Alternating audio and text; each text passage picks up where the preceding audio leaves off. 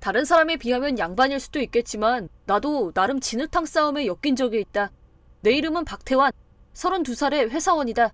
1년 전 여름 퇴근해서 집에 가보니 아내 수정이와 아이들은 없고 그 여자랑 행복해라 라는 편지만 남겨져 있었다.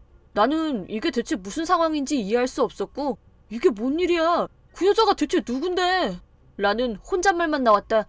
너무 놀라서 아내에게 전화해봤지만 전원은 꺼져 있었고 처가댁과 처형댁에도 전화해봤지만 여긴 안 왔다는 말뿐이었다. 아내의 친한 친구는 알고 있었지만 연락처를 몰랐다.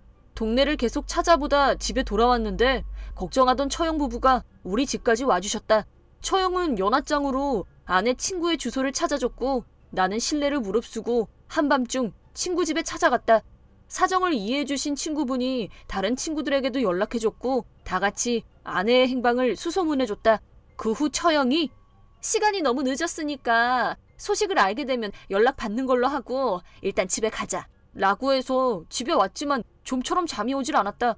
왜 아내가 그런 행동을 했을까? 오늘 아침까지만 해도 평소처럼 사이가 좋았는데 아내가 대체 왜 그랬지 생각하며 계속 그 이유를 생각하고 있었는데 아침이 되자 아내 친구분에게 수정이한테 연락 왔어요 라는 연락을 받았다. 곧바로 전화해보니 아내가 드디어 전화를 받았다. 수정아, 네가 뭘 오해한 것 같아. 난 너랑 우리 애들한테 부끄러운 짓을 한 적 절대 없어. 일단 제발 집으로 돌아와줘 라고 하니 작은 목소리로 거짓말 이라고만 말하고 전화를 끊었다.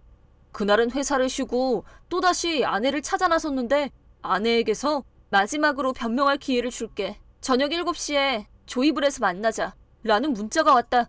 드디어 이야기할 기회가 생겼고 나의 무죄를 벗을 수 있게 됐다. 그런 생각이 들자 살짝 마음이 놓였다. 나는 바로 약속 장소로 갔다. 거기엔 무표정한 얼굴의 아내와 아빠를 외치는 아이들 그리고 형의 전 형수님이 있었다. 오랜만이에요 태환씨. 여기까지 잘도 오셨네요. 네? 어떻게 형수님이 여길... 왜 이 사람이 여기 있는지 궁금해하던 찰나 형수님은 내 앞으로 성큼성큼 다가오더니 풀스윙으로 내 따귀를 때렸다. 아파라. 내가 볼을 잡고 형수님 쪽을 쳐다보자 형수님은 원망하는 눈빛으로 날 쏘아보더니 아이들을 데리고 가게를 나가버렸다. 이 소란으로 가게 안이 시끄러워졌고 주변에 보는 눈도 있어서 결국 아내와는 다른 장소에서 얘기하기로 했다. 그 편지는 대체 뭐야? 뭐냐니 보는 그대로야. 당신 바람 피우고 있잖아. 역시 아내는 내가 바람을 피우고 있다고 믿고 있었다. 난 바람 안 피웠어. 왜 내가 바람을 피운다고 생각하는 거야? 라고 묻자 아내는 올해 2월 어느 날에 뭐 했는지 기억해? 라고 되물었다. 2월? 반년 전? 이렇게 갑자기 반년 전 일을 물어보다니 생각이 날 리 없었다. 나는 거리며 생각해봤지만 아무것도 떠오르지 않았다.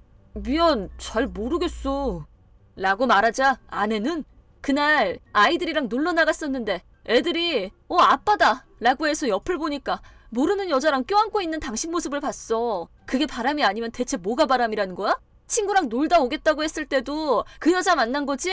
계속 거짓말해놓고 아무것도 생각이 안 나? 라며 그 밖에 다른 이야기들도 울면서 말했다. 뭐? 껴안고 있었다고? 그렇게 나는 드디어 2월의 어느 날을 생각해냈다. 사실 그날은 휴일이어서 집에서 아이들과 뒹굴거리고 있었는데 같은 직장의 파견 사원에게 태환씨, 잠깐 드릴 말씀이 있는데 시간 괜찮으세요? 라는 연락을 받았다. 미안, 지금 가족이랑 있어서 월요일에 회사 가서 들어도 될까?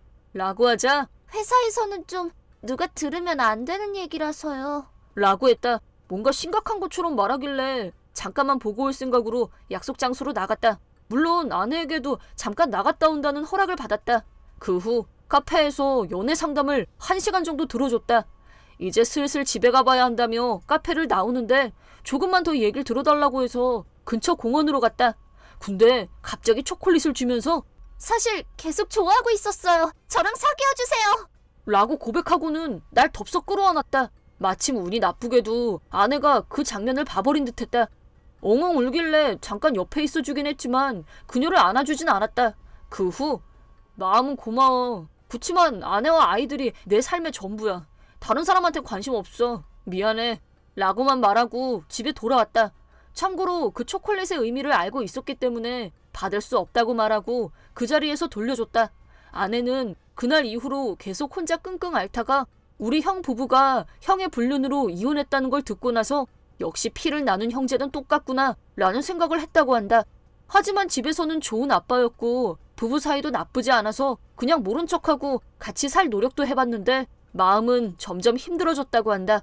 그래서 같은 아픔을 겪은 전 형수님에게 고민 상담을 했는데 남잔 다 똑같아. 게다가 김간의 남자들한텐 불륜 유전자가 있어서 여자 버릇도 아주 나빠. 같이 살면 너만 비참해져. 빨리 이혼하는 게 너와 아이들을 위한 길이야. 라는 말을 들었다고 한다. 그래서 일단 집을 나왔다는 게 이 사건의 진상이었다. 참고로 형 부부의 이혼 사유가 형의 불륜이라고 했는데 사실 그건 전 형수님의 오해와 망상이었다. 전 형수님의 부모님은 불륜으로 이혼을 하게 됐고 그로 인해 불륜, 바람에 대해 엄청난 혐오감을 갖게 됐다고 한다. 그래서 형과 결혼하자마자 형을 꼼짝달싹 못하게 구속했다.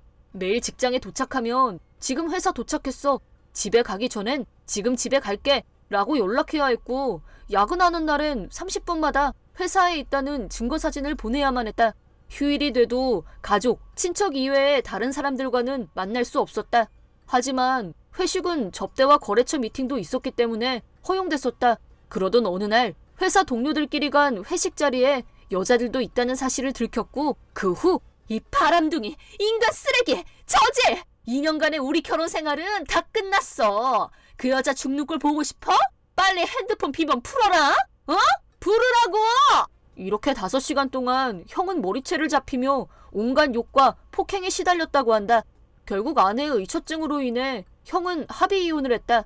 전 형수님은 끝까지 형의 불륜이 원인이라고 주장하며 소문을 퍼뜨리고 다녔지만 불륜의 증거는 없었다. 게다가 형은 얻어맞은 후 곧장 진단서도 떼놨기 때문에 가정폭력을 사유로 헤어질 수 있었다. 그런데도 전 형수님은 바람을 피웠으니 맞아도 싸지 라고 주장하며 이혼한 지 1년이 지난 지금도 쓰레기 가족이라며 형과 우리 가족을 비난하고 있다. 그걸 다시 아내에게 얘기하니 아내는 처음으로 형님이 그런 분이었다니 라며 믿겨지지 않는다는 눈치였지만 결국엔 믿어줬다. 나는 아내에게 형의 이혼 사유에 대해 자세히 말한 적이 없었다. 우리 형이라도 그건 형의 사생활이었기 때문이다. 아내는 전 형수님과 사이가 좋았었고 그랬던 전 형수님의 말을 모두 믿어버린 게 이 사건을 크게 키운 원인이었다. 하지만 나도 미안하다고 사과했다. 이후 형이 전 형수님에게 연락해서 앞으로 나에 대한 이상한 소문 퍼뜨리지 마라. 계속 그러면 더는 못 참아. 나한테 아직 진단서도 있거든? 경찰에 신고하지 않은 것만 해도 감사하게 생각해. 와 같이 강력히 경고했고 이후 전 형수님은 조용해졌다. 그리고 내가 고백했던 파견 사원은 그 이후 다른 유부남 사원에게 또 고백했고 그 고백에 응한 남자 사원과 불륜 사이로까지 이어졌다. 남자 사원은 이혼과 위자료 청구를 당했고 직위도 강등됐다. 파견 사원이었던 상담녀 또한 회사에서 잘렸고 위자료 청구도 당했지만 위자료를 갚지도 않고 도망가 버렸다고 한다. 그리고 대체 왜 그랬는지는 잘 모르겠지만 상담녀가 그 밖에 다른 유부남 사원들에게도 꼬리를 쳤다는 얘기를 들었다. 남의 가정에 파탄 내는 걸 좋아하는 여자가 진짜 있긴 하구나. 회사는 한동안 상담녀의 이야기로 들썩였다. 모든 사실을 알게 되자 상담녀의 얘기를 들어줬던 내가 너무 한심했고 그런 아내에게 너무 미안해져서 반성하게 됐다. 미안해. 내가 바보였어. 나를 믿어줘서 고맙고 한 번 더 기회를 줘서 고마워. 이렇게 나를 믿어준 아내에게 사죄와 감사의 마음을 전했다. 아내는 아니 나도 혼자 끙끙 앓고 다른 사람한테 말하기 전에 직접 자기한테 물어봤으면 좋았을걸. 자기가 가족을 제일 소중하게 생각하고 있다는 걸 아는데도 자기를 의심해서 미안해 라고 말해주었다. 그 이후로 부부 사이도 좋고 아이들과도 화목하게 지내고 있다. 초등학교 1학년 때부터 쭉 친구였던 담비가 임신을 했다. 평소처럼 담비네 집에서 같이 놀고 있는데 담비가 입덧을 했고 그렇게 임신 사실을 알게 됐다. 마침 작년에 누나의 임신 증상을 지켜본 적이 있어서 나는 바로 알아챘다. 담비의 임신을 알게 된 담비 어머니는 필사적으로 상대 남자가 누군지 알아내려고 하셨다. 내가 담비네 집에 자주 놀러왔다는 걸 아줌마도 알고 계셨지만 나를 의심하진 않으셨다. 근데 아줌마가 상대가 누구야? 라고 물어도 담비는 입을 굳게 다물고 뱃속 아이의 아빠에 대해 말하지 않았다. 담비는 나와 같은 반이고 현재 중3이다. 근데 중3이 되자 담비는 학교를 자주 빠졌다. 그래서 내가 가끔씩 학교 프린트를 가져다 주거나 이런저런 이야기를 해주곤 했다. 그랬던 담비가 갑자기 임신했다는 걸 알고 나 역시 깜짝 놀랐다. 가끔씩 놀러왔던 나 외에도 누군가가 담비를 만나러 왔던 것 같았다. 하지만 그게 누군지 감이 잡히질 않았다. 담비에게 사귀는 사람 있어? 라고 물어도 고개를 흔들 뿐이었다. 애초에 담비는 히키코모리였고 학교에도 거의 가질 않으니 나 외에 다른 남자와의 접점이 있을 리가 없었다. 하지만 현재 담비는 임신 중이다. 담비의 어머니는 혼자서 담비를 열심히 키워오시다가 몇 년 전 어떤 남자와 결혼했다. 담비의 양아빠는 어느 대기업의 1등 회사원으로 사회적 지위도 높은 분이지만 정근을 가셔서 현재는 같이 살고 있지 않다. 정근지에서 새를 얻어 사시는데 이 집에 오는 일은 거의 드물었다. 하지만 그분 덕분에 담비와 아줌마도 가난했던 생활을 청산하고 현재는 큰 주택에서 살고 있다. 아줌마도 담비의 히키코모리 생활이 걱정된다는 얘기를 내게 자주 하셨지만 남자를 만나는 것 같진 않았다고 한다. 물론 낮에는 아줌마는 직장에 나는 학교에 있었기 때문에 그 사이에 남자를 집으로 불러들였다면 몰라도 담비가 그럴 것 같진 않았다. 하지만 담비는 이미 임신이 됐고 아줌마도 어떻게 해야 할지 많이 고민하셨다. 오히려 아줌마는 임신이 잘 안 돼서 걱정이었는데 혹시 낙태했다가 담비도 임신이 안 되는 몸이 될까봐 더 걱정하셨다고. 그래서 아이는 낳되 그 후 담비가 상대 남자를 자백하면 유전자 검사를 할 생각이라고 하셨다. 중3인 담비가 아이를 낳는다는 말에 살짝 당황했지만 나보다 더 불안해하고 있을 담비를 안심시키기 위해 나는 평소처럼 담비를 대했다. 그랬던 어느 날 나는 평소처럼 담비네 집에 놀러 갔는데 현관문이 열린 채 무슨 소리가 들렸다. 아줌마가 집에 계시나? 싶어서 신발을 벗는데 그 소리가 담비 방에서 들려오고 있었다. 내가 계단을 올라가자 그만해! 아파! 그만! 조용히 해! 일을 이 지경으로 만들어 놓고 유전자 검사를 한다고? 그럼 아빠가 나라는 게 들켜버리잖아. 이 애는 내 손으로 직접 지워주겠어. 들어본 적이 있는 목소리에 나도 모르게 문을 3개 열어젖혔다. 그러자 거기엔 담비를 때리고 있던 양아빠가 있었다. 헐, 뭐 하시는 거예요, 아저씨? 살려줘! 살려줘! 양아빠에게 맞은 담비는 코피를 흘리고 있었고 얼굴은 빨갛게 부어 있었다. 이 사건의 진실을 알게 된 나는 참을 수 없는 무언가가 속에서 빵 터짐과 동시에 아저씨에게 주먹을 날렸다. 뭐 하는 짓이야, 이 새끼야! 나는 풀스윙으로 계속해서 주먹을 날렸지만 어른의 힘을 이길 순 없었고 그는 결국 달아나고 말았다. 담비야, 괜찮아? 배가 아파. 그렇게 말한 담비의 다리에선 피가 흐르고 있었다. 순간 나는 머릿속이 새하얘졌지만 끝까지 침착해지려고 노력했다. 기다려, 지금 바로 구급차 부를게. 그로부터 몇 시간 후 담비는 병원에서 치료를 받았지만 담비 뱃속에 아기는 없었다. 양아빠는 계속해서 담비의 배를 차고 밟았다고 했다. 담비의 얼굴은 저항하다 맞은 거라고 했다. 급히 달려온 아줌마는 뱃속 아이 아빠의 정체와 딸이 폭행당한 일을 받아들이지 못했고 엄청난 충격으로 그 자리에서 오열했다. 그 후 병원의 심리상담사에게 담비한테 일어난 모든 일을 들을 수 있었다. 엄마가 재혼하고 얼마 후 양아빠가 자신을 이상한 눈으로 쳐다보기 시작했다고 한다. 정말 기분이 나빴지만 지금까지 딸을 위해 한 몸 바쳐 일해온 엄마의 행복을 지켜주기 위해 계속 말을 안 했던 거라고. 그러다 양아빠가 정근으로 집을 떠난다고 해서 안심했지만 그것도 얼마 가지 못했다. 엄마가 야근하는 날을 틈타 엄마 몰래 집으로 돌아와 담비를 겁탈한 것이다. 그 일로 마음의 상처를 입은 담비는 학교에도 못 가게 됐다. 무슨 수를 써서라도 도망치고 싶었지만 양아빠는 집 열쇠를 갖고 있었고 언제 집에 오더라도 아무런 의심을 받지 않았다. 그렇게 지옥 같은 나날을 보내던 중 임신이 됐다고 한다. 엄마에게 아이의 아빠를 말하지 못했던 이유도 이해가 갔다. 모든 것을 알게 된 아줌마는 자신을 책망하며 내가 그런 남자랑 재혼하는 바람에 미안해, 정말 미안해 라고 했다. 그런 아줌마의 모습을 보며 담비도 자기 자신을 책망했다. 하지만 그 후 아줌마는 도망간 남편의 행방을 찾아달라며 경찰에 신고했고 변호사 사무실에도 찾아갔다. 그리고 시댁에 가서 남편이 얼마나 비도덕한 사람인지 딸에게 일어난 모든 일을 이야기했다고 한다. 자신의 아들이 저지른 모든 일을 알게 된 시부모는 새파랗게 질린 얼굴로 아줌마 앞에 무릎을 꿇고 용서를 빌었다. 정말 죄송합니다. 이 죄는 평생 책임지고 갚아나가겠습니다. 평생? 저는 남편을 찾는 즉시 바로 깜빵에 집어넣고 이혼할 겁니다. 솔직히 당신 아들이 지옥에나 떨어졌으면 좋겠어요. 정말 미안합니다. 그 후 시부모는 아들을 찾아내기 위해 회사와 친척들에게 모두 연락했다고 한다. 회사에까지 연락이 오니 양아빠는 오갈 데가 없어졌고 집엔 부모님과 친척들이 계속해서 찾아왔다고 한다. 친척들은 중학생? 그것도 재혼 상대의 딸을 건드리다니 그건 짐승이나 할 짓이야! 라며 친척들이 총출동해서 찾았고 점점 갈 곳이 없어진 양아빠는 수중의 돈도 다 써버렸다고 한다. 그렇게 거리를 비틀대며 걷다 달려오던 트럭에 치였고 병원에 연락을 통해 양아빠를 찾을 수 있었다. 즉사는 면했지만 사고의 후유증으로 하반신 마비가 되어 말도 제대로 못하는 장애를 갖게 되었다. 도망갈 수도 없어진 양아빠는 경찰에게 잡혀 체포되었다. 미성년자였던 담비를 임신시켰으므로 몸에 장애가 생겼다고 해도 그 죄는 결코 가벼워지진 않을 것이다. 양아빠가 잡혔다는 것을 담비에게도 알리자 눈물을 흘리며 이제 아빠한테서 벗어날 수 있어. 다행이야. 너무 기뻐. 라며 오열했다. 담비가 겪었던 일들이 감히 상상도 못할 일이었다는 걸 그 울음이 대변하고 있었다. 그 후 아줌마와 양아빠가 이혼하기 전 감방에 들어간 아들을 대신해서 시부모가 아들에게 물려주려고 했던 재산을 생전 증여를 통해 담비에게 모두 넘겼다는 말을 들었다.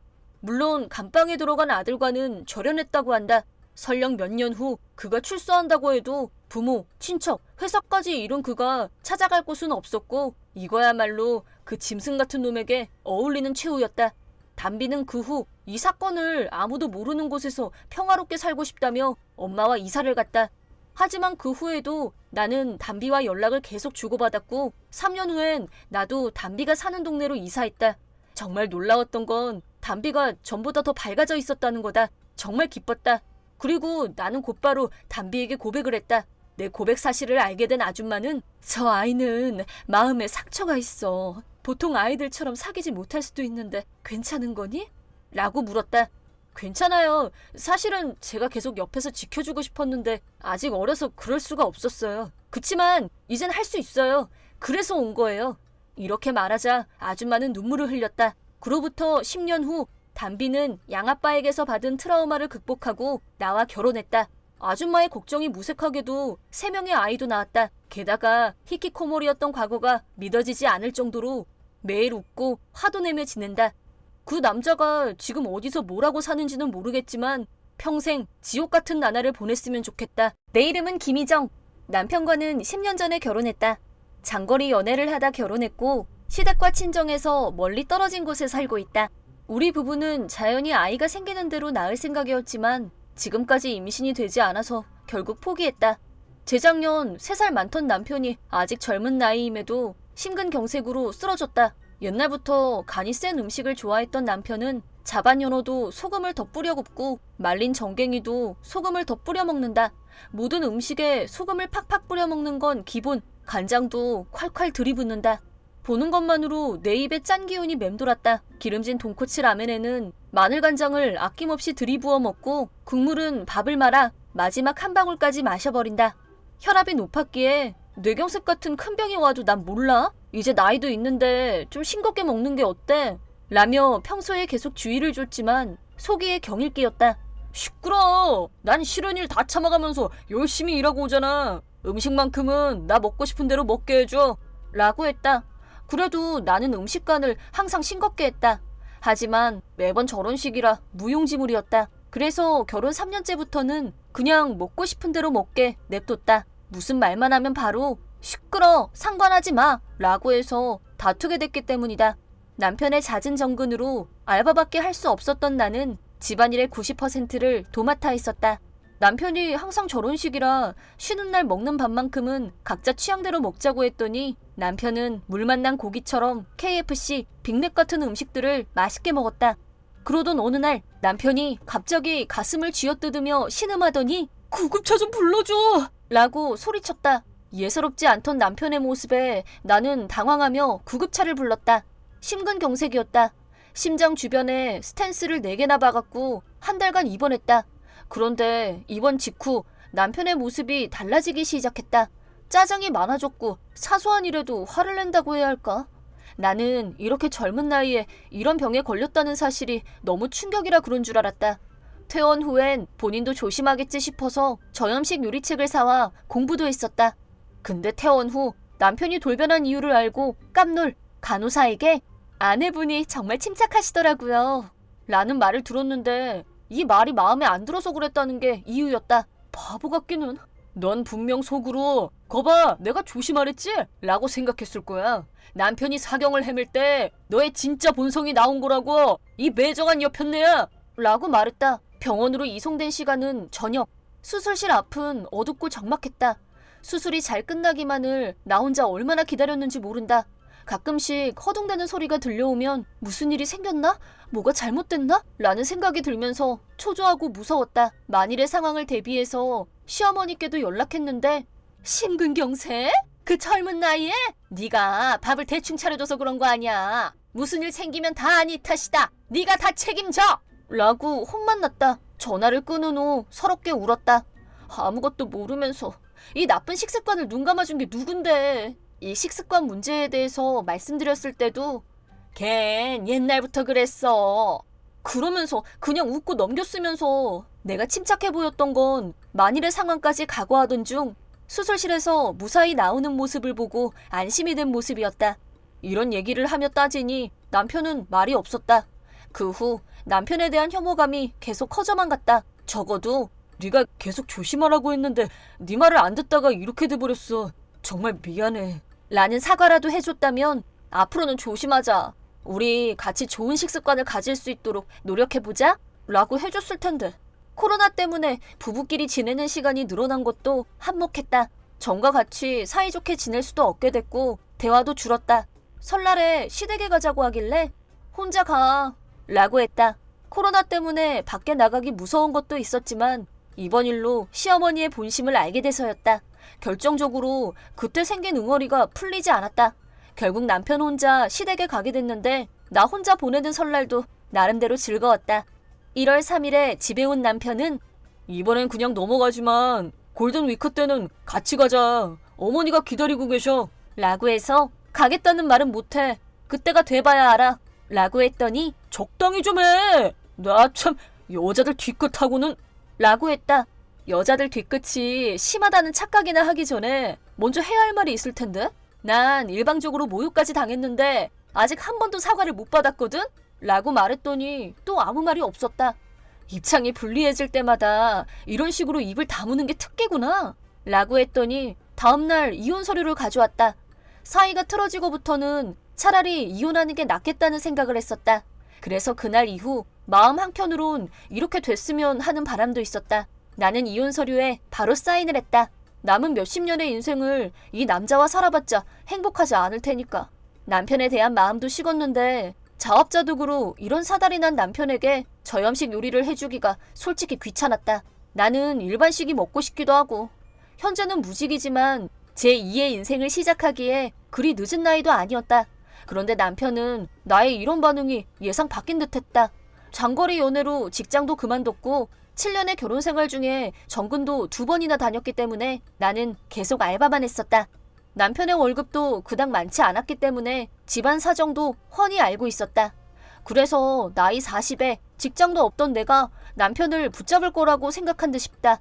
직종을 따지지 않는다면 일은 얼마든지 있을 거고 내 고향은 일자리가 부족한 지역도 아니었다. 지금처럼 불쾌한 하루하루를 살아가는 것보다 내 힘으로 살아가는 편이 훨씬 더 나았다. 헤어집시다. 그렇게 해요. 내가 이렇게 말하자 남편은 당황한 듯 보였다. 잠깐만, 우리 이야기 좀 하자. 남편은 이렇게 말했다. 하지만 이혼 서류에 사인을 하자 이혼을 하고자 했던 내 마음이 더 확고해졌다. 이혼 서류를 가져온 건 당신이잖아. 왜 자꾸 시간을 끄는 건데? 나는 남편을 도발했다.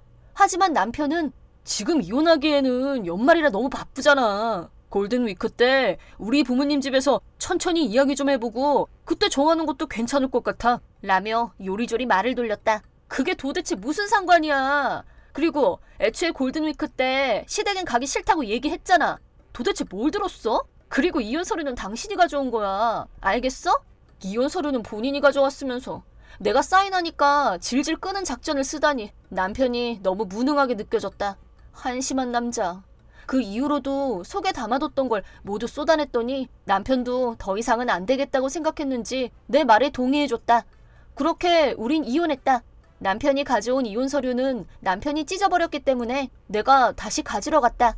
참고로 남편은 직장을 관두고 부모님 집에 들어가 살기로 했다. 부모님 집으로 들어가겠다는 말과 함께 건강관리 좀 해달라고 부탁했더니 시어머니는 이제부터 네 식단 관리는 내가 해주마 라며 자신만만해했다. 평생 동안 간이 센 음식만 만들어왔던 시어머니가 이제 와서 저염식 요리를 만들 수 있을까?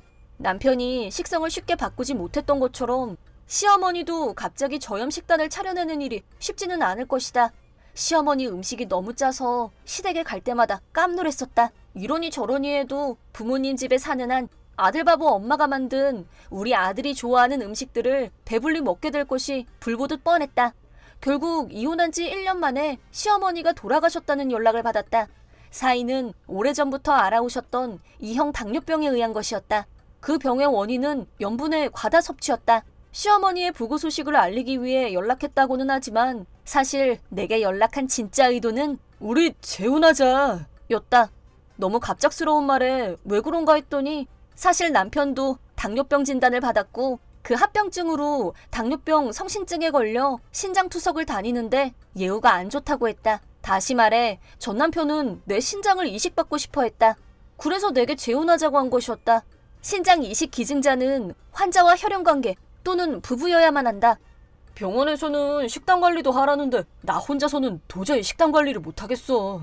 네 신장을 이식해주면 2번 다시는 네가 만들어주는 음식에 불평하지 않을게. 부탁해. 우리 다시 잘해보자. 나 아주 죽기 싫단 말이야.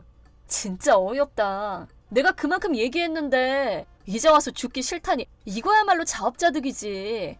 미안하지만 난 당신이랑 다시 잘해볼 생각은 추호도 없어.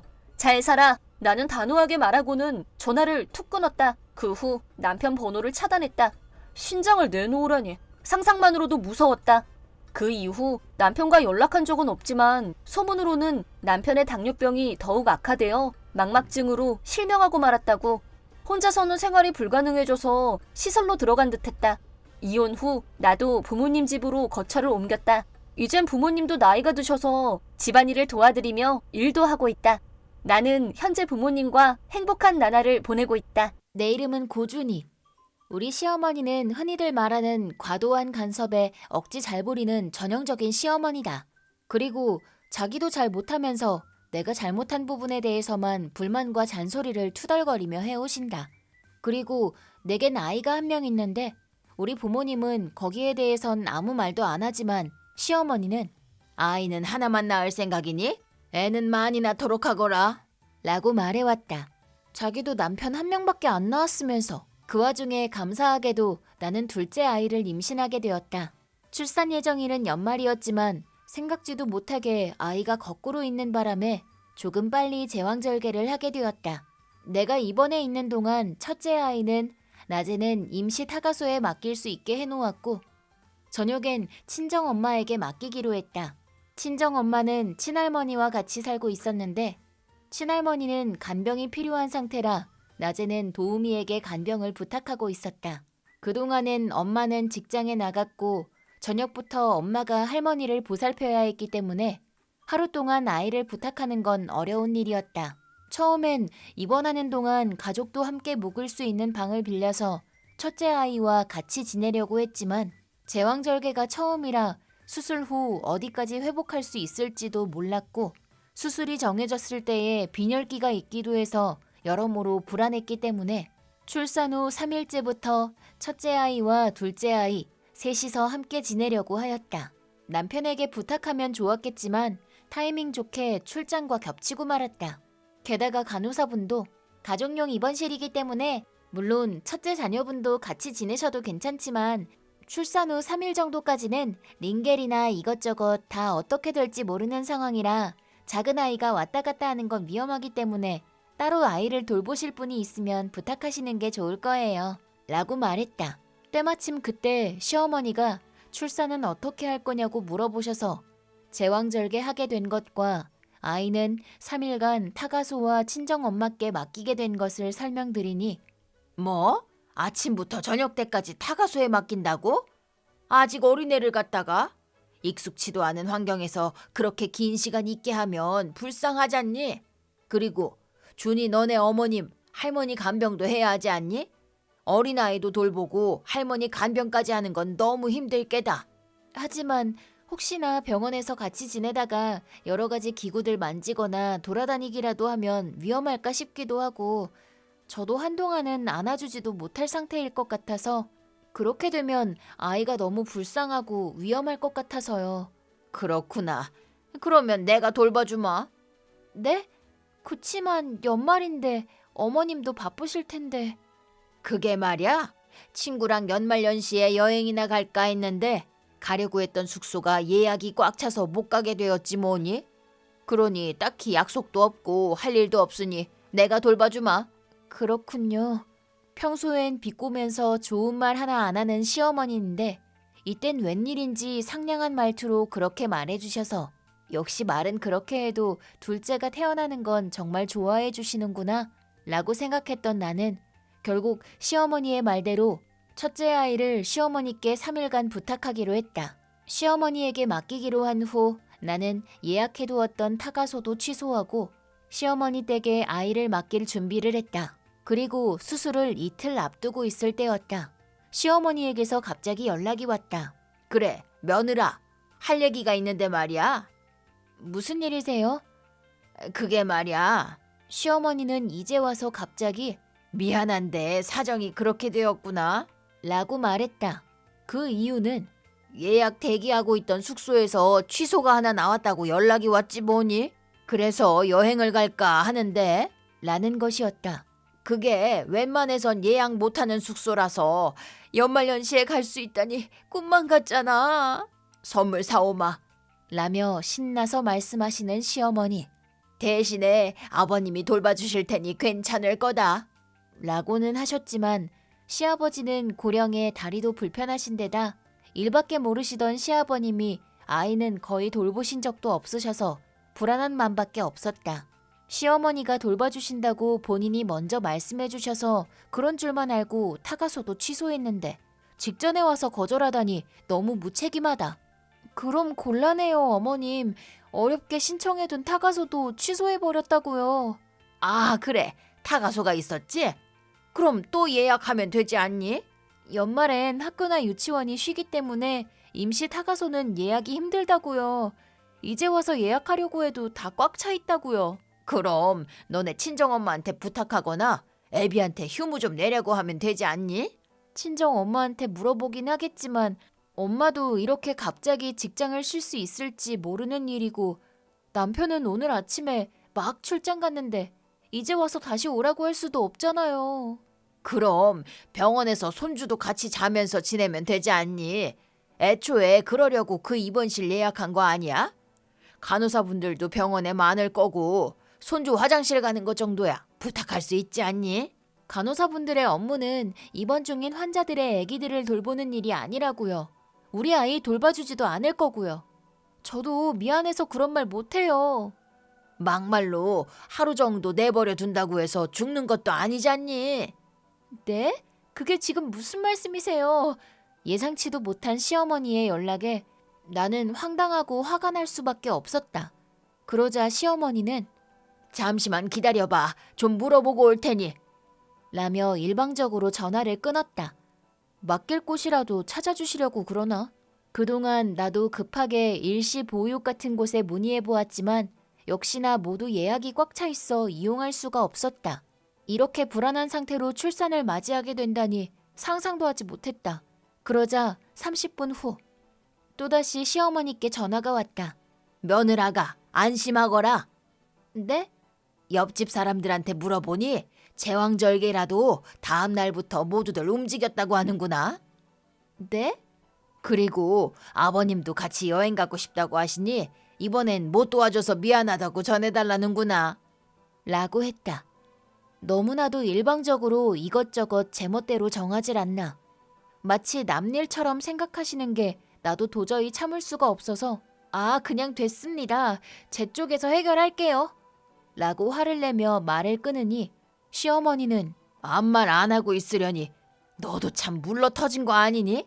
네 아이잖니? 네가 좋아서 낳았잖아. 그럼 처음부터 다른 사람한테 부탁하지 말고 알아서 해결해야 되는 거 아니야? 요즘 임산부들은 주변 사람들한테 도움받지 않으면 아이도 못 낳는다니? 정말 바보같이들. 이러고 있다. 물론 스스로 상태가 안정되어 있으면 아이 둘 다 돌보려 했지만 무엇보다 제왕절개는 처음인데다 2살짜리 애를 방 안에서 못 움직이게 한다는 건 있을 수 없다. 그래서 처음부터 타가소랑 친정엄마한테 부탁한 거였는데 결국 그 후에 믿져야 본전으로 친구한테 물어보니 아이 있는 친구 2명이 애들 유치원 끝날 때까지만이라도 괜찮으면 봐주겠다고 하여 번갈아서 와주기로 하고 그 후에는 친정엄마가 어렵게 반차를 쓰거나 해서 어떻게든 될 수 있을 것 같았다. 그리고 남편에게도 말하니 남편은 회사에 말해서 어렵사리 빨리 끝내고 돌아올 수 있게 되었고 결국 이틀간은 친구와 엄마에게 부탁했지만 3일째 되는 날부터 남편이 돌아와 주어서 집에서 내가 퇴원할 때까지 첫째 아이를 돌봐주었다. 그 후 남편이 시어머니에게 한 소리를 해주었다. 시어머니가 예정대로 연시에 여행에서 돌아왔고 아무 일도 없었다는 듯이 손주 좀 보자꾸나 라며 온천여행 선물을 갖고 왔을 때에 아내와 손주가 목숨을 걸고 출산을 하는 것보다 여행이 더 중요하다니 말도 안 돼. 게다가 엄마가 그렇게 아무 생각 없이 돌봐준다고 얘기만 안 했어도 나라도 출장 전에 어떻게든 손을 쓸 수 있었어요. 엄마 때문에 시간 낭비한 거라고요. 엄만 약속을 깼어요. 조금은 미안한 척이라도 하시라고요. 그 정도도 못하면 인간으로서 실격이에요. 라고 말하며 되갚아 주었다. 그 후로부터 나는 앞으로 시어머니가 육아에 과도한 간섭을 하려고 할 때마다 어머님께는 안심하고 맡길 수가 없으니 말이죠. 라고 일일이 말대답하며 거절을 한다던가 시어머니가 허리를 삐끗하셔서 제대로 못 움직이니 도와달라고 할 때에도 그 정도는 다들 괜찮다고 하던데요. 라며 나한테 그랬던 것처럼 똑같이 말하거나 해서 시어머니와는 철저히 엮이지 않도록 했다. 그러자 시어머니는 노후에 대해 불안을 느꼈는지 과도하게 간섭하는 것도 줄었고 예전보다 꽤 잠잠해지셨다. 남동생이 정신 빠진 놈이라 이혼 소동이 일어났다. 원인은 남동생 부부에게 아이가 생겼는데 그 아내가 입덧으로 몸이 안 좋았을 때쯤부터였다. 출산 휴가는 한참 남아 있었고 유급 휴가를 다 쓴다고 해도 모자랐기 때문에 회사의 배려로 휴직해서 수당을 받기로 했다. 올케가 받을 수 있는 수당은 대충 월급의 반보다 조금 더 많은 금액이었는데 먼저 여기서 네 멋대로 임신하는 바람에 수입이 줄었잖아. 라며 불만을 토했다. 몸이 불편한 올케를 돌보지는 못할 망정 집안이 엉망진창이 된 걸 보곤 그저 불평만 할 뿐 자기는 아무것도 하지 않았다. 하는 수 없이 올케가 몸에 채찍질을 해가며 집안일을 했지만 이게 한 거라고 한 거야? 하나도 제대로 안 됐는데? 농땡이 피우냐?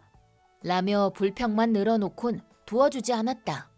남동생이 하는 건 자기 담당이라는 정원의 물 주기와 쓰레기 버리기 뿐이었고 본인은 나는 할 만큼 하고 있어 라며 할 일을 다 하고 있다는 듯이 주장하고 있다.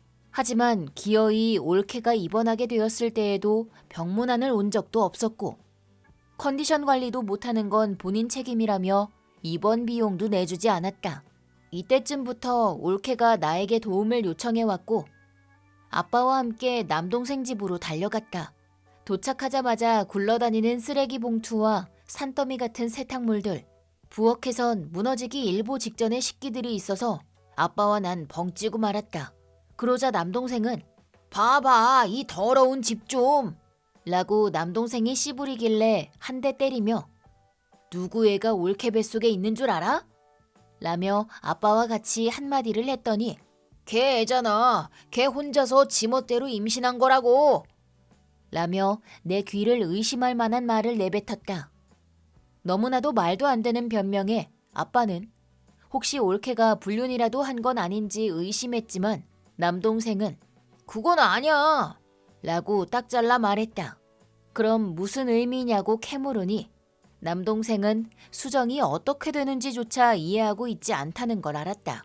남동생 나름의 이론으로 말하자면 여자가 오직 자신의 의사로 배란, 성관계, 정자는 난자를 보호하는 역할, 수정란은 오직 여자의 요소로 인해 태아가 됨이라는 것이다.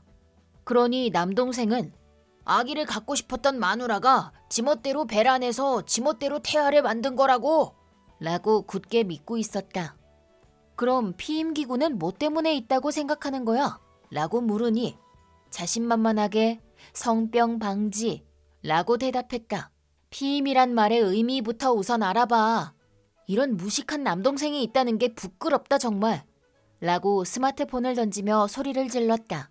아빠와 함께 수정에 대해서 자세히 가르쳐주니 그제서야 내 유전자도 들어있다는 거야? 라고 했다. 아빠가 너는 유전이 뭔지도 모르는 거냐? 라며 어깨를 털썩이며 주말 이틀을 써가며 유전이 무엇인지까지 자세히 가르쳤다. 고등학생 때 아무리 생물 수업을 안 들었다고 해도 그 이전의 문제이진 않을까. 여태까지 남동생은 아빠를 똑 닮았네 라고 사람들한테 들었을 때 어떻게 생각하고 있었던 걸까? 마지막엔 임신하지 않더라도 맞벌이 부부로서 서로 협력하며 생활한다는 것이라는 테마로 남동생에게 경제관리와 집안일을 가르치는 내용이 되었고 그저 난 아무 말도 나오지 않았다. 남동생은 눈이 휘둥그레지며 내 유전자가 들어있다니 아싸! 라며 들떠 있었지만 올케는 이미 저런 남자랑 더 이상 부부 생활할 수 없어. 이혼할 거야. 라며 병원에서 울고 있었다.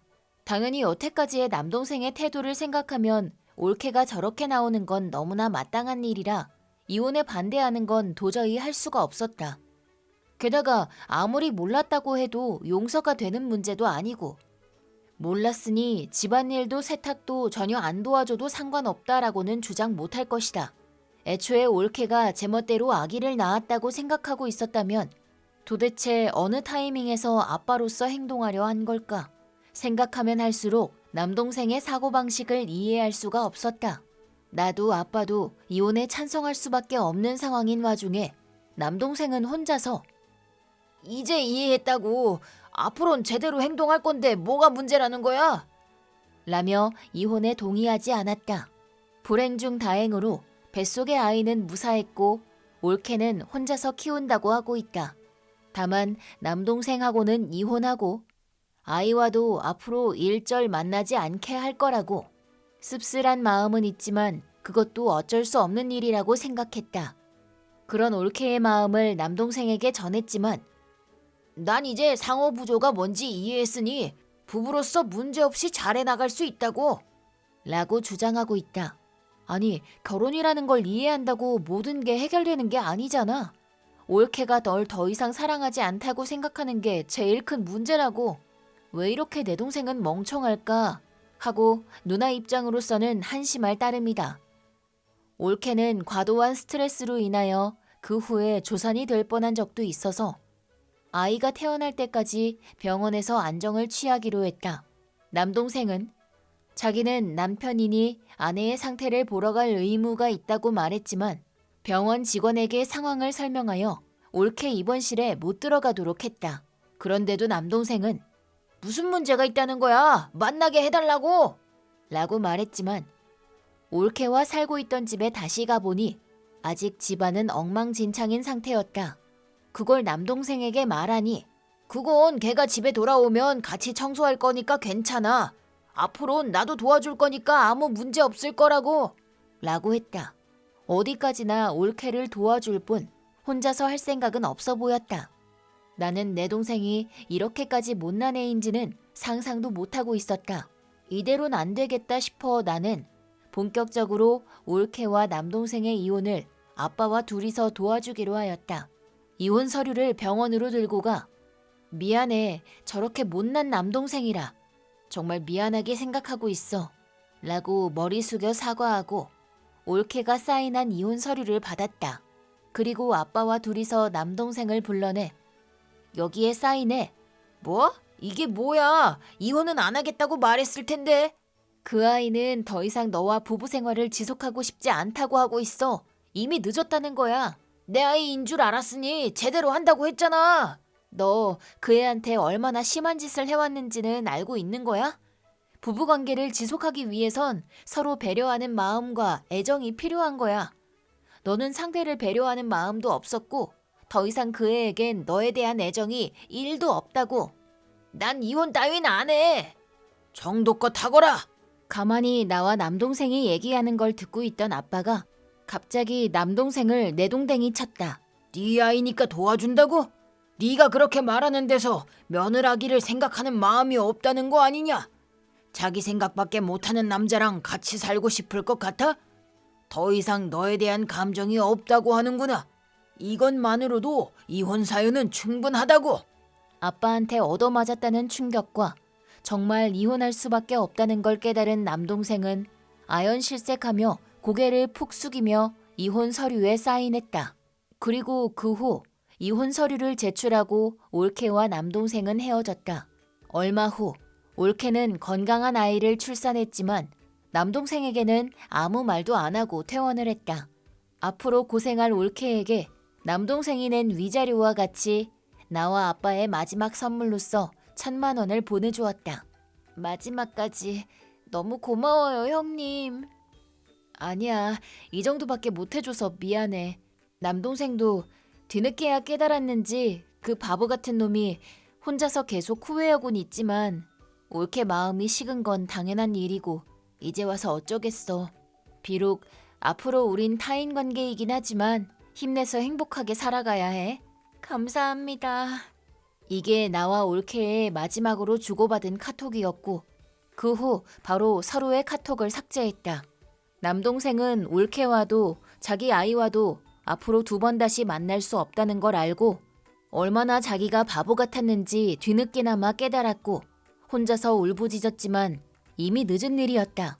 올케가 남동생에게 정남이가 떨어질 때까지 몇 번이고 신뢰를 회복할 기회는 있었는데도 바보 같은 남동생은 그걸 깨닫지 못했던 것이다. 그러니 이 결과는 일어날 수밖에 없는 일이었고 이제 와서 후회해봤자 어쩔 수 없는 일이다. 더 이상 올케와의 관계를 회복할 수는 없지만 조금이라도 아이와 연을 이어가고 싶다며 지금 남동생은 변호사를 통해 양육비를 벌기 위해 열심히 일을 하고 있다.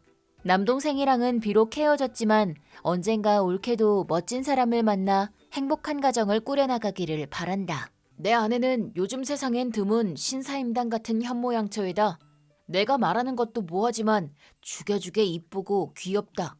요리도 잘하고 집안일도 완벽하고 남편인 나를 세워줄 줄도 알고 흠잡을 데 없는 여성이다. 이대로 순조롭게 생활이 계속되겠지라는 생각이 들 때쯤 업무 중인데도 불구하고 아내로부터 전화가 왔다. 일할 때에는 절대로 전화를 걸어오는 일이 없었기 때문에 전화 온 걸 보고 무슨 일이 있었다는 걸 바로 알 수 있었다. 황급히 전화를 받으니 아내의 다급한 목소리가 들렸다. 뒤에서 들려온 건 처남의 외치는 소리였다. 사람을 뭘로 보는 거야 너? 울면 다 해결될 거라고 생각하지 말라고! 라는 둥 그 외에 알 수 없는 말을 외쳤다. 나는 황급히 상사에게 아내에게 일이 생겼다고 보고했다. 서둘러 집에 도착하니 아수라장이 따로 없었다. 아내는 현관에서 발을 동동 굴리며 있었고 집안은 엉망진창이 되어 있었다. 우선 나는 아내가 다치지 않은 걸 확인하고는 일단 안심했다. 그리고 난폭하게 소리 지르는 처남과 함께 있던 사람은 처남의 여자친구이자 나와도 아는 사이인 B양이었다. 그 옆에서 무릎 꿇고 앉아있는 나의 엄마와 누나. 도대체 무슨 일인가 싶던 와중에 B양이 내 모습을 보자마자 있는 힘껏 주먹으로 때려왔다. 전혀 방어도 안 하고 있었고 맞을 거라곤 상상도 못했기에 직방으로 맞아 입안이 찢어져서 피가 났다. 아야 라고 온 힘을 다해 일어나면서 엄마와 누나를 보니 둘 다 양쪽 볼이 부어 있었다. 정신을 차리고 보니 나도 엄마와 누나 옆에서 무릎을 꿇고 있었고 처남과 B양은 소리를 지르고 있었다. 그 내용을 듣고 알게 되었는데 아무래도 우리 엄마와 누나가 아내를 괴롭히고 있었던 듯하다. 내가 출근하고 없는 사이에 와선 유리를 만들게 하고선 맛이 없다고 버리거나 본가로 불러내선 유리와 세탁, 장보기 등 마음껏 부려먹었다고 한다. 하지만 아내는 뭐든지 잘해내는 타입이라 시킨 일은 완벽하게 해내니 그게 엄마와 누나에겐 눈엣 가시였다고 한다. 그리고 그 외에도 아내의 옷이나 액세서리를 빌리고선 제멋대로 그냥 가져가거나 아내의 물건을 팔기도 했다고 한다. 그리고 지진 대책으로 아내에게 대량의 보존용 물을 혼자서 사러 가게 하여 그 많은 물을 힘겹게 옮기는 아내를 B양이 우연히 보았다고 한다. B양은 처남을 바로 불러 둘이서 무슨 일인지 캐물었지만 아내는 아무 말도 안 했다. 무슨 일이 있다고 확신하며 집에 가보니 거실에서 과자를 먹으며 빈둥거리고 있는 엄마와 누나를 발견했다. 엄마는 집으로 들어온 게 처남과 B양인 줄 모르고 아내라고 생각하여 늘 하듯이 그까짓 장보기 좀 빨리빨리 하란 말이야. 쓸데없는 것. 어서 와서 어깨 좀 주물러봐. 라고 했다고 한다. 처음에 아내를 우연히 봤을 때 어느 정도 눈치는 챘다고 하는데 그 언행을 실제로 보곤 확신하게 된 B양이 폭발했다고 한다. 그리곤 우리 엄마에게 드롭킥을 날렸고 내동댕이 처진 엄마와 비명을 지르는 누나를 B양이 때리기 시작했을 때에 아내가 나에게 전화를 한 것이었다. 엄마와 누나가 아내를 구박하고 있을 줄은 상상도 못했던 나는 그날도 아침부터 나 자신의 행복에 취해 있었다. 하지만 내 가족이 아내를 구박하고 있었다는 걸 알고 너무 미안한 나머지 울면서 아내에게 다가가 무릎 꿇고 사과를 하였다. 그러자 아내가 나도 이런 말 한 적 없었으니 아무 말 안 해서 미안해요. 라고 울면서 사과해와 둘이서 끌어안고 울었다.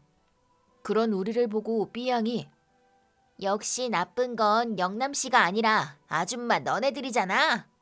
라고 말하며 어딘가에 전화를 걸었다. 참고로 처남과 B양은 폭주족 리더에다 여자 폭주족이라는 경력이 있다. B양이 주저하지 않고 나를 때리고 엄마에게 드롭킥을 날린 건 바로 그 때문이다. 그런 B양과 처남이 한창 삐뚤어져 있을 때에 아내가 상담을 해주며 바른 길로 인도해 주었고 올바르게 살아갈 것을 결심하고 아내 덕분에 번듯한 직장인으로서 생활할 수 있게 된 일이 있었다. 그러니 아내를 구박하는 우리 엄마와 누나는 그저 그들에게 있어서 은인을 못 살게 구는 나쁜 년들인 것이었다. 거기에 대해선 나도 같은 의견이다. 처남이 나에게 그쪽 엄마와 누나의 죗값을 어떻게 치를 거야? 라고 했다. 그래서 나는 딱 잘라.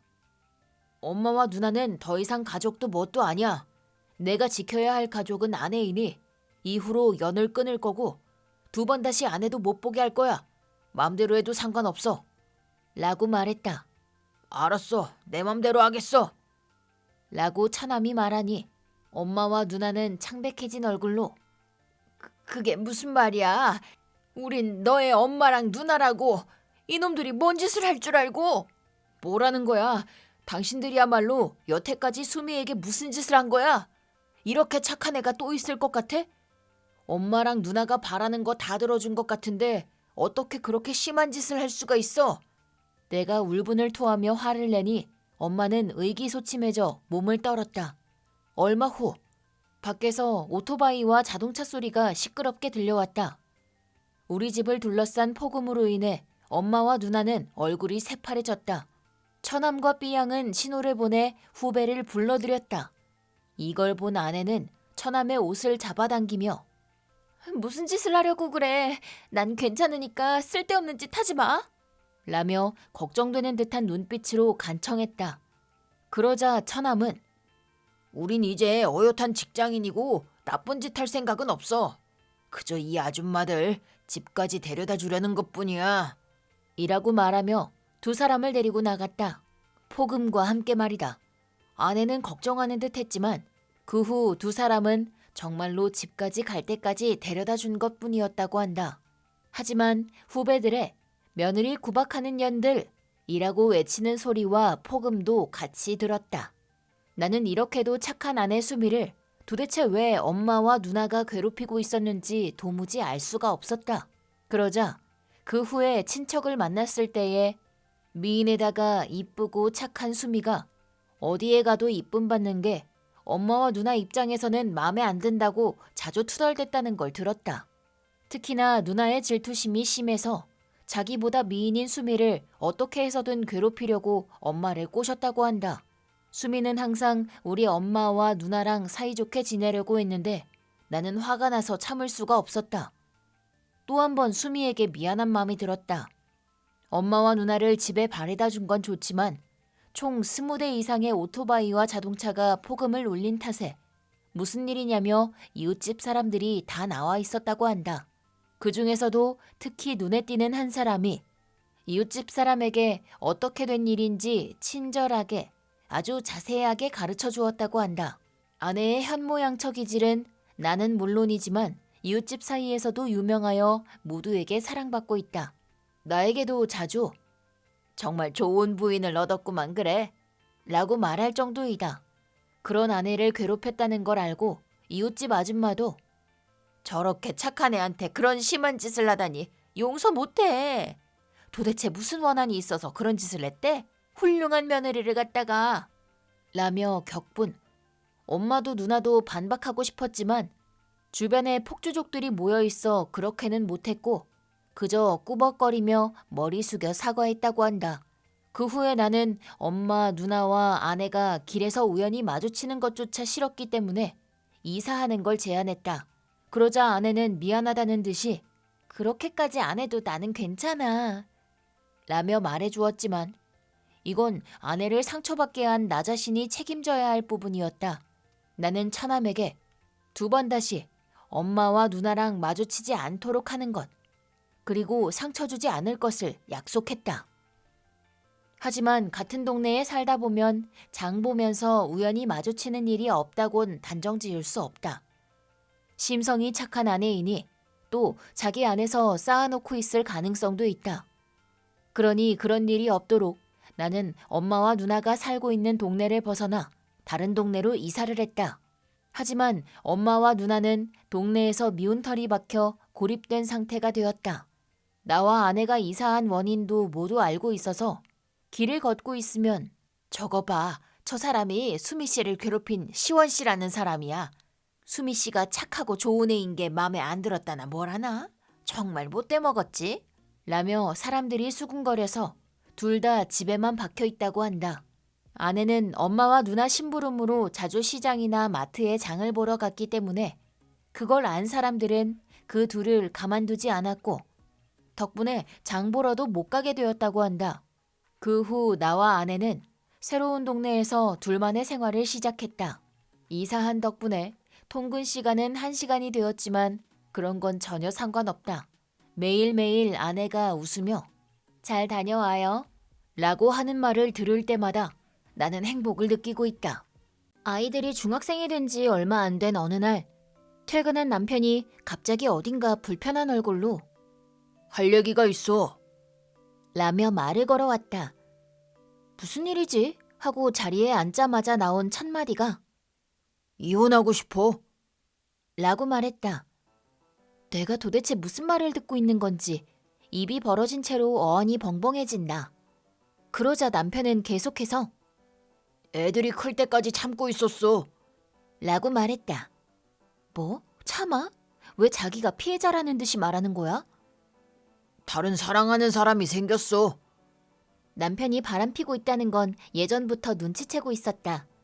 남편은 남겨질 나와 아이들에게 미안한 듯한 얼굴로 갑자기 이렇게 되어 미안한 마음도 있으니까 너와 애들한테 전 재산을 양보할게 라고 했다. 하지만 남편의 재산 따위 받는다 하더라도 안 받는 거나 마찬가지. 얼마 안 되는 저축도 재산이랍시고 저렇게 말하는 남편에게 화가 나면서도 너무 쪼잔한 나머지 헛웃음이 나올 뻔한 와중에 남편이 되도 않는 말을 하기 시작했다. 나는 가족을 버리고 행복해질 거야. 난 그걸 미안하게 생각하고 있어. 그러니 모든 걸 당신에게 남기고 내가 이 집을 나갈게. 뭐? 잠시만. 웃기지 마. 이 집 너네 부모님 집이잖아. 나도 모르게 소리 질렀다. 하지만 당신과 가족에게 모두 양보하기로 했어. 받아주었으면 해. 나만 행복해져 버리면 너무 미안하잖아. 남편의 저 오로지 자기의 선의의 마음으로 양보한다는 듯한 말투에 참고 있던 화가 터져버렸다. 뭐가 미안하다는 거야? 이혼했는데 왜 시부모님이랑 같이 살아야 하냐고. 이혼하면 당신 부모님이랑은 타인 관계라고. 아니, 우리도 신혼 때는 단둘이서 지냈잖아. 그러니 이번에도 새 아내랑 단둘이서 지내고 싶다고. 뭐라는 거야? 이혼한 후에 시댁에 살면서 시부모님이랑 같이 살다니 말도 안 되는 일이라고. 살 집을 제공해 주는 거라고. 감사하게 받지는 못할 망정. 미친 거 아니야? 이따위 집 애들이랑 내가 나갈 거야. 그럼 부모님은 누가 돌봐? 너무 무책임하잖아. 뭐? 너네 부모님이잖아. 무책임한 건 내가 아니라 너라고. 이혼 후엔 타인인 내가 왜 너네 부모님을 보살피냐고. 태어나서 처음으로 진심으로 이 자식 그냥 죽어버리지라고 생각했다. 남편 입장에서는 애들을 매우 예뻐해 주시는 부모님, 우리 부모님이 이렇게나 손주들을 예뻐하시는데 못 보게 하는 건 너무 불쌍하다. 그래, 내가 이 집을 나가고 아이들은 부모님이랑 같이 살면 되겠군. 애들 키우는 아내는 부모님이랑 같이 지내면 방값이랑 생활비도 따로 안 들 테고, 그러는 김에 우리 부모님도 돌볼 수 있고, 그렇게 하면 나는 새 아내와 부인은 아이들과 부모님은 손주들과 지낼 수 있으니 모두가 행복하겠군. 이라고 생각했다고 한다. 참고로 시부모님은 두 분 다 정정하시지만 시아버님은 이제 슬슬 누군가의 도움이 필요하게 되었다. 하지만 남편은 간병 따윈 하기 싫고, 그렇다고 시어머니 혼자서 하기엔 벅차 보이니 나를 이 집에 살게 하면 되는 것이다. 집에 공짜로 살게 해줄 테니 시아버지의 간병을 하는 것도 당연하다는 듯이 생각했을 것이다. 바람핀 것도 모자라 자기가 하기 싫은 일은 전부 다른 사람에게 미루는 저 쓰레기 근성에 이혼에 대한 불만은 하나도 없었다. 아이들과 이 집을 나가서 가족 셋이서 힘을 모아 살아갈 거야. 그 무슨 무책임한 소리야. 이 집에서 살려면 그 정도는 해야 하는 게 당연하지. 나간다고 몇 번을 말해. 더럽게 말 안 통하네. 의 반복. 남편은 고집을 피우며 집을 나간다면 돈은 한 푼도 못 줘. 라며 격분했다. 그러자 며칠 후 아이들이 아빠는 우리보다 사촌들을 더 예뻐했고 할아버지 할머니도 많이 안 보살펴줬어. 게다가 우리 엄마를 괴롭히는 할아버지 할머니는 우리도 싫으니 같이 살고 싶지 않아. 라고 말했다. 이 말을 들은 시부모님은 동요하기 시작했다. 특히나 첫째 딸은 늘 가정을 뒷전으로 하던 전 남편이 불륜했다는 것을 용서하지 못하는 듯 했다. 우리들보다 여자를 선택한 아빠 따위 싫어. 아빠 편 들어주는 할아버지 할머니도 싫어. 절대 같이 살기 싫어. 전 남편도 여태까지 나와 시부모님 사이를 나아지게 하려 한 적도 없고 아이들과의 약속을 깨는 것도 일상 다반사였다. 애들 수업 참관일이나 운동회가 사촌들이랑 겹치면 왜인지 사촌들을 우선시하여 우리 아이들은 전혀 소중히 해오지 않은 전 남편. 그런 전 남편의 상황을 보고서도 아무 말 안 하고 며느리가 저 모양이니 우리 아들도 한눈 팔 수밖에 라며 아이들 앞에서 나를 망신을 준 시부모님. 그게 이 결과를 불러일으켰는데도 잘잘못은 확실하게 따질 것이야. 라며 변호사를 붙이신 시부모님. 아니, 못 이기실 텐데. 그래도 뭘 소송하실 건지 내심 걱정이 되어 나도 변호사를 붙이게 되었다. 변호사에게 지금까지의 일을 설명하니 이만큼 상대방에게 불리한 정황이 모여 있으니 쉬울 겁니다. 라며 변호사도 웃고 있었다. 남편은 자기 말을 듣지 않는 나로부터 아이들을 빼앗으려 한 것 같지만 남편 측의 변호사는 재판하시면 거의 패소하실 텐데요. 라며 판결도 채 나오기 전에 패소를 확정당한 듯 했다.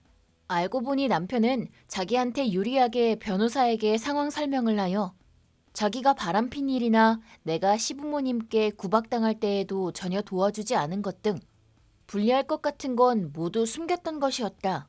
하지만 변호사도 바보가 아니다. 그러니 남편의 말에서 모순을 발견하여 거짓말이 탄로가 난 것이었다. 그 결과 남편은 재판을 단념하였다. 게다가 불륜 상대로부터 빨리 같이 살고 싶어 라며 재촉도 당하여 이혼은 무사히 성립되었다. 당연히 남편에겐 톡톡히 위자료 청구를 했고 상대방 여자에게도 똑같이 청구를 했다. 그리고 아이들의 의사도 정해져 있었기 때문에 살던 집을 나와 좁은 아파트로 이사를 가게 되었다. 양육비도 재산도 못 준다고 말했었지만 그런 게 통할 리가 없다. 결국 남편과 상대 여자가 전부 지불하는 꼴이 되었다. 친권도 당연히 내가 가지게 되었다. 시부모님은 여태까지 아이들을 별로 예뻐하지도 않은 주제에 나한테 친권을 빼앗긴 게 그렇게도 억울했는지 손녀를 돌려다오, 이 나쁜 며느리 같으니. 라며 나에게 큰 소리를 쳤다. 지금까지의 울화가 정점에 달하여 닥쳐! 더 이상 당신들에겐 면회권도 없어! 라고 소리쳤을 땐 수년간의 가슴속 응어리가 쑥 내려가는 듯 했다. 애들과 셋이서 살게 되었지만 애들도 웬만큼 컸기 때문에 아무런 힘든 일도 없었다. 오히려 그 가족으로부터 해방되어 개운한 마음으로 아이들도 밝아진 느낌이었다. 이혼으로 인하여 아이들의 심적인 케어를 걱정하고 있었지만 내가 스트레스로부터 해방된 게 전해졌는지 아이들도 이전보다 웃는 일이 늘어났다. 그 후 남편 쪽의 친척들과 길에서 마주쳤을 때 오랜만이네, 잘 지냈어? 네, 오랜만에 봬요. 들었어, 이혼했다면서? 네, 맞아요. 뭐 언젠간 남편 쪽 친척들도 알게 되었을 거고 아무렇지도 않게 대답했다. 그쪽 사람들 요새 좀 힘든 것 같던데? 네? 아니, 너네들 나가고 나서 바로 그 집 아버지 허리가 나가버려서 침대 생활하시나 봐. 그래서 아들은 독립할 마음에 마냥 들떠 있었던 모양인데 그쪽 엄마 혼자서 간호하는 건 아무래도 무리잖아? 그래서 아들한테 집에서 같이 살자고 한 모양인데 자기는 재혼하고 싶다면서 그러자 이번엔 도움이나 요양원에 쓸 돈을 보태라며 지금 한창 다투고 있는 모양이야. 그렇군요. 나는 그 말을 들으며 나도 모르게 웃음을 참고 있었다. 그 친척분은 예전부터 소문이나 이런 이야기들을 좋아하는 사람이라 내가 묻지 않아도 주절주절 다 말해주었다. 그리고 나는 한동안 이야기를 듣고 난 후 그 사람 여러모로 힘든 모양인데 저는 제 딸들과 지금 아주 행복하게 지내고 있다고 꼭 전해주세요. 라고 말해주었다. 이 친척분은 소문을 좋아한다. 분명 전 남편과 시부모님에게 신나서 얘기하겠지. 나와 아이들을 배신한 전 남편과 시부모님이 우리들의 행복한 모습을 상상하곤 얼굴을 찌푸리는 게 눈에 선하게 보여 최고의 복수가 된 기분이 들어서 속이 시원했다.